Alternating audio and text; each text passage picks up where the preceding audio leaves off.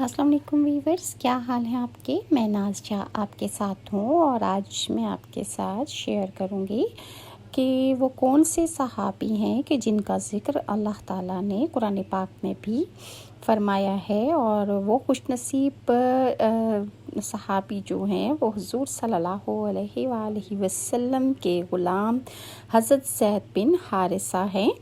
حضرت زید بن حارثہ غلاموں میں سب سے پہلے ایمان لائے تھے۔ یہ حضور صلی اللہ علیہ وآلہ وسلم کے آزاد کردہ غلاموں میں سے تھے۔ پہلے یہ حضرت ختیجہ کے غلام تھے۔ شادی کے بعد حضرت ختیجہ نے حضرت زید بن حارثہ کو حضور صلی اللہ علیہ وآلہ وسلم کی غلامی میں دے دیا تھا۔ یہ غلام کس طرح بنے؟ یہ اس طرح کا واقعہ ہے ان کا کہ جاہلیت کے زمانے میں ان کی والدہ انہیں لے کر اپنے ماں باپ کے ہاں ملنے جا رہی تھیں۔